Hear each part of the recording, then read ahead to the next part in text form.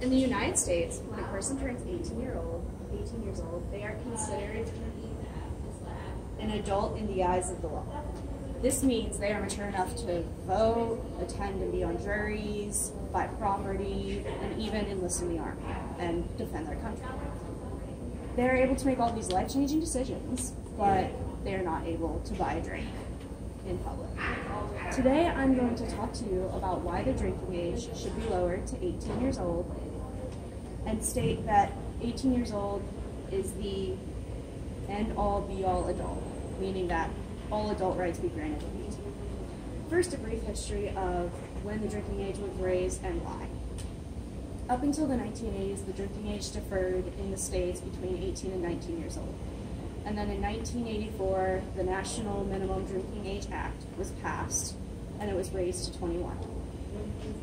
The act requires that states prohibit persons under 21 years of age from purchasing or publicly possessing alcoholic beverages. According to the data taken from the World Health Organization in 2016, 61% of countries have a drinking age from 18 to 19 years, 11% 16 to 17 years, and only 3% have a drinking age of 21 years old. So why does the U.S. have to be so different? What caused this drinking age to rise so dramatically? One of the main reasons the drinking age was increased is because it was believed that 21-year-olds were seen as more mature enough to drink responsibly. But it also forces people in the same age groups and the same social groups to obtain to different laws.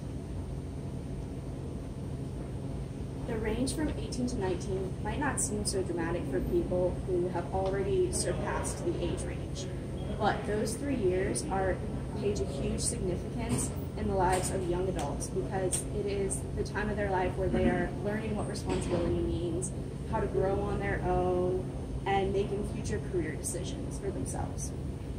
Now drinking is seen as a sign of rebellion or a symbol of adulthood.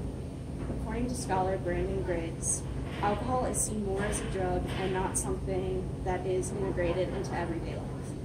Alcohol is no mystique, it is not a big deal. But by contrast, when you are banning it until 21 years of age, there is something of a forbidden fruit syndrome that is added into that. A great deal of these dangerous pursuits can be avoided in young adults, and lowering the drinking age is an important step into decreasing alcohol abuse among young teenagers and adults. A minimum drinking age of 21 encourages bad habits, but lowering that drinking age would stop rebellious teenagers from binge drinking and no longer having a drunk mentality of how do I get drunk as fast and efficiently as possible. Drinking for young adults, especially college students, would be seen more as a normal social activity rather than the thrill of breaking the law and wanting something that they can't have.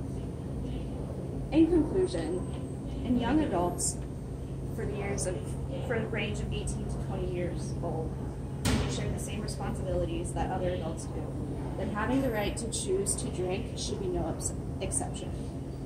In the words of Ruth Engs, a research professor from Indiana University, it is time that alcohol use, especially by college students, becomes a safe practice in this country instead of one where the country lies concealed from sight and is forced to grow uncontrollably and treacherously. It's time that 18, 19, and 20-year-olds are finally trusted as adults that they are seen as every day.